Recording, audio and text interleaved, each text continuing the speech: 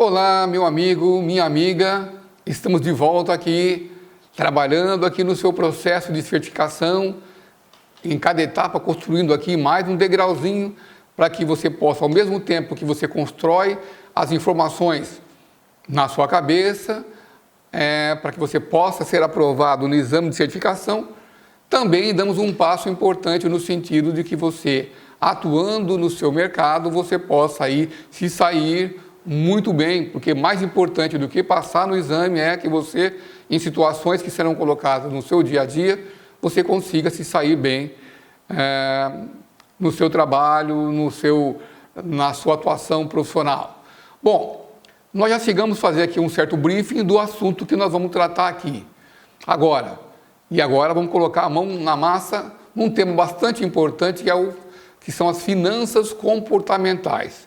As finanças comportamentais, elas são um assunto assim bastante novo no estudo do mercado financeiro, particularmente dentro das finanças pessoais. É um tema que ganhou força no mercado a partir de 1950 e, como disse, é uma coisa bastante nova. E aí, agora, recentemente, pessoas começaram, então, a ganhar o Prêmio Nobel de Economia tratando de finanças comportamentais. E pasmem, né? Pessoas ganharam o Prêmio Nobel de Economia não sendo economistas, sendo psicólogos, psiquiatras, né? E que fizeram um estudo do comportamento das pessoas dentro do mercado financeiro, mercado de capitais, das decisões como são tomadas, e aí levantaram uma série de teorias, uma série de informações importantes que hoje são extremamente utilizadas aí dentro do mercado financeiro, sendo então um ramo, né, das finanças pessoais, uma especialização que seria essas finanças comportamentais. Então, nós vamos falar aqui as decisões dos investidores, né, dentro da perspectiva aqui agora das finanças comportamentais. Bom, então, a teoria neoclássica, né, uma teoria bastante econômica, né, bastante matematizada, que cuida de números, né, é a parte da economia que se preocupa com números, né, ela parte do pressuposto que os indivíduos são racionais, ou seja, né, que eles pensam, que eles tomam decisões baseadas, como eu falei agora há pouco, em números, né, então são pessoas que têm o poder de análise, né, das informações a partir de informações que são amplamente conhecidas e que são comuns a todos, né? Então aqui já começa a se fazer uma série de ilação à tomada de preço, como é que se chega no preço do mercado, de determinada ação, de determinada commodity, de determinado título público, né? Em razão dos players de mercado serem racionais, das informações estarem disponíveis para todos ao mesmo tempo, e aí então se forma o preço.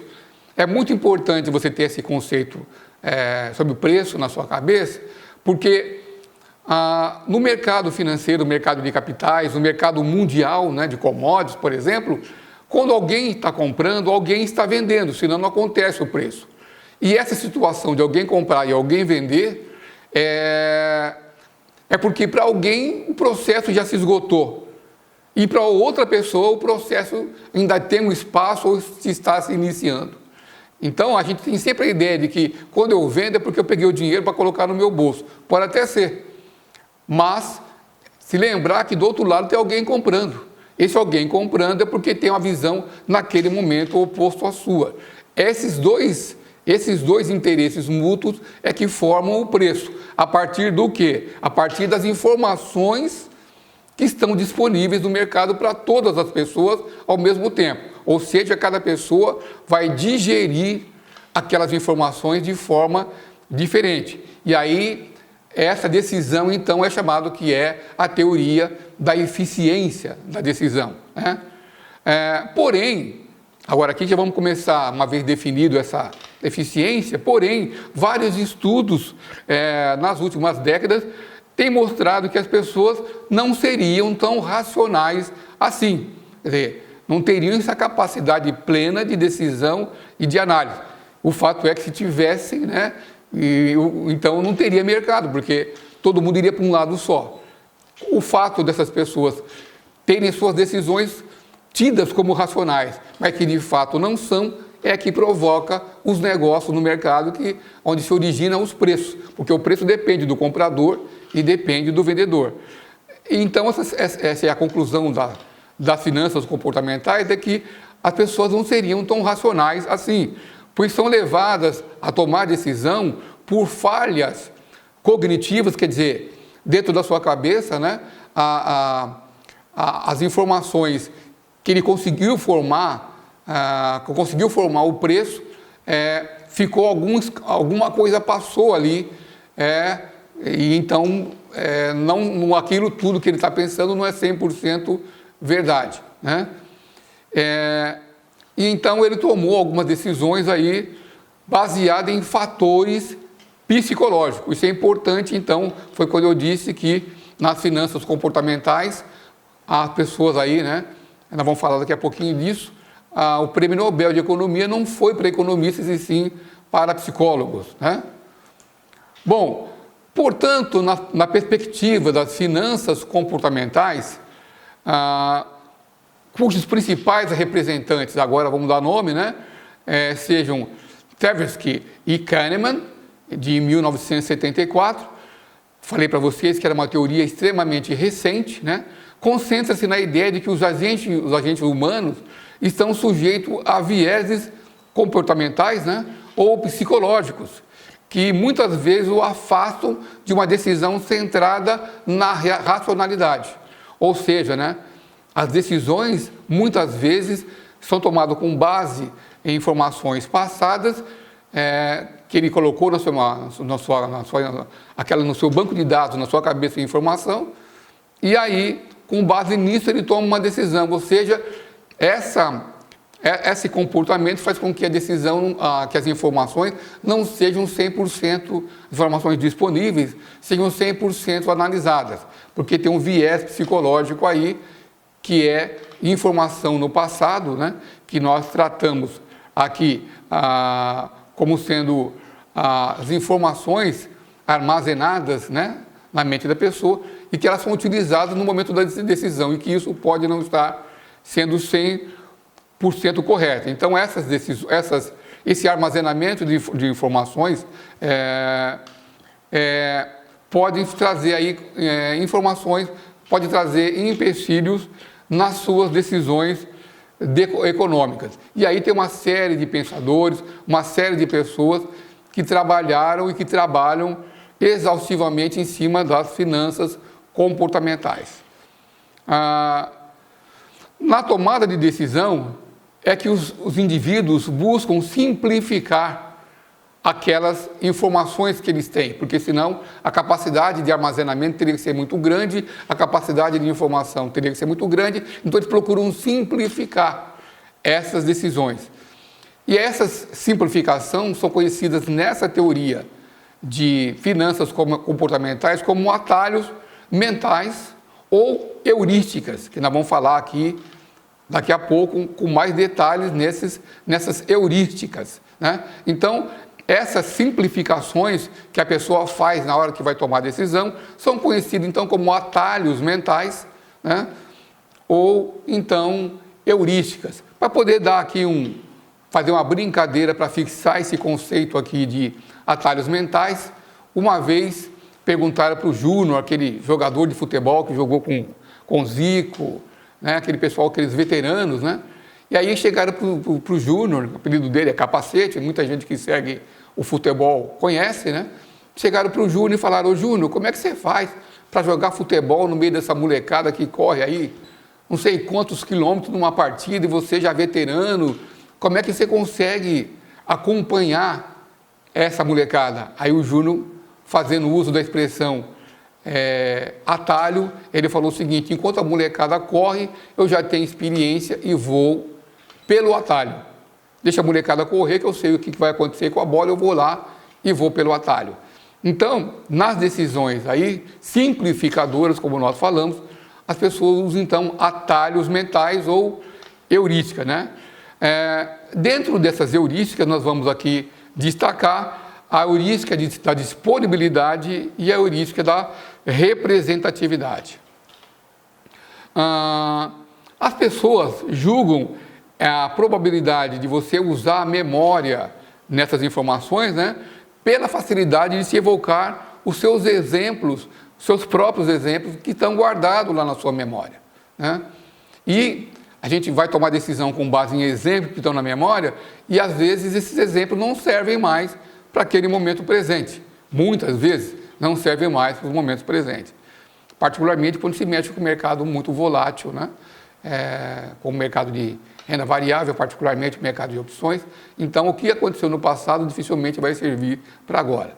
Então, experiências anteriores e informações acerca de determinado fato são avaliadas de maneira vívida pela mente, o que causa uma espécie de artifício cognitivo, ou seja, eu somei, né, aquilo tudo do passado e estou usando de forma somática, de forma cognitiva, construindo então a minha mente, né, o que nós chamamos de disponibilidade. Essa é a heurística de disponibilidade, porque essa heurística do cognitivo, de você usar o que está armazenado, é um dos fenômenos frequentes aí na heurística ou nos atalhos mentais. A heurística da representatividade é conferida alta probabilidade de ocorrência um evento quando esse evento é típico ou representativo de uma situação, ou seja, acontecendo determinada situação, a pessoa vai associar aquele momento como um evento que aconteceu no passado com altíssima probabilidade, né, de estatística, né, de que isso volte a acontecer e aquela coisa no passado volte a acontecer. Então, as probabilidades subjetivas têm um papel importante nesse processo, na medida que as pessoas substituem leis de chances pelas heurísticas. Então, com base naquelas informações do passado, as pessoas usam leis de probabilidade, de possibilidade de ocorrer determinado evento, ao invés de usar de fato a estatística com base nas informações disponíveis de que isso possa acontecer. Então, são o uso de vieses que acontece, né? Então, dando um exemplo do que nós estamos falando aqui no caso de heurística da representatividade, né, ou atalho mental da representatividade, é o que acontece com acidentes aéreos, né? Pois um acidente com vítimas fatais chama atenção e as estatísticas oficiais de acidente aéreo acabam por serem desconsideradas, fazendo as pessoas crerem que é perigoso voar. Então, a gente sabe, né, traduzindo aqui esse texto, a gente sabe que o quê? Os acidentes aéreos, quando comparado com acidentes ferroviários, acidentes rodoviários, estatisticamente são extremamente inferiores. Extremamente inferiores. Por quê? Porque você transita numa estrada aí, ou transitam diversos carros, caminhões, né? E aí a pessoa está muito mais sujeita às condições da estrada de acidente do que o acidente aéreo, que é muito bem engendrado. Então, se você pegar a quantidade de pessoas que morrem com base em acidente aéreo, é muito menor do que as pessoas que morrem com acidente rodoviário. Mas como isso não é tão claro nas estatísticas oficiais, só noticiam, né, que aconteceu, ou basicamente se noticia que aconteceu aquele acidente aéreo, né, então não se faz comparação com outros sinistros, né? Então as pessoas acabam admitindo que é perigoso viajar de maneira aérea, né? Outro ponto importante dentro das finanças comportamentais que se trabalha com a parte mental, da formação do cognitivo, né? Da informação, da formação da informação, para que ela seja usada no futuro, quando a pessoa está aí tendo que tomar decisões, é a aversão à perda, né? A aversão à perda é algo muito presente no ser humano e que a probabilidade, né, de uma pessoa perder R$100 matematicamente falando, ela é mais importante do que a importância que se tem, o que é 100 reais.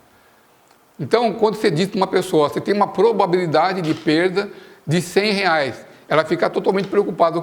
Do que mais preocupada quando de fato ela perdeu 100 reais, que para investimento, só dando como exemplo, é um valor insignificante quando se trata de investimento, né? Isso vai fazer com que o investidor acaba mantendo investimentos não sendo tão rentáveis, porque ele vai estar associando esse risco, dizendo, olha, eu prefiro não perder os 100 reais e ficar em investimentos mais conservadores. E aí ele acaba perdendo oportunidade de negócios importantes, porque ele está associando a uma possível perda do negócio aí, às vezes, tão insignificante, né? Outro estudo das finanças comportamentais é chamado o efeito da estruturação, ou em inglês o framing, né?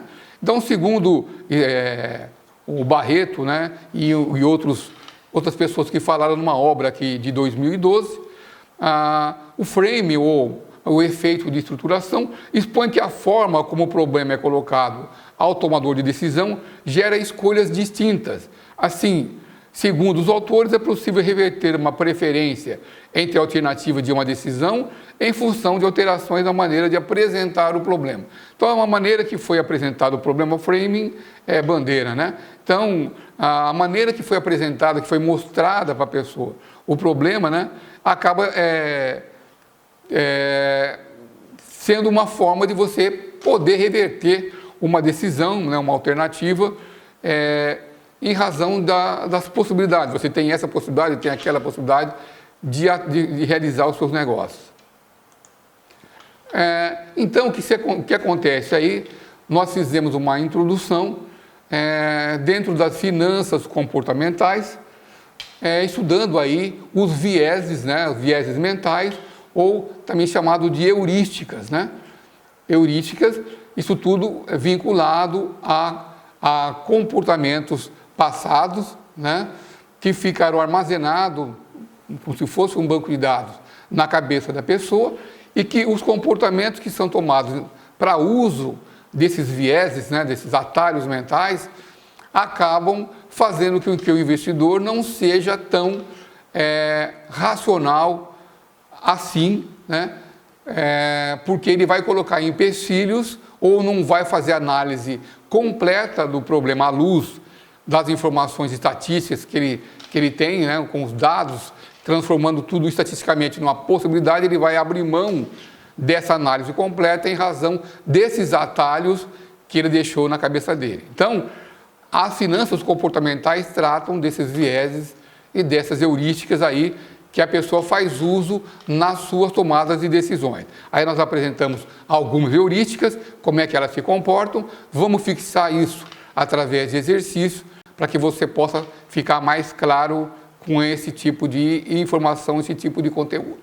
Tá bom? Dito isso, até mais e muito boa sorte!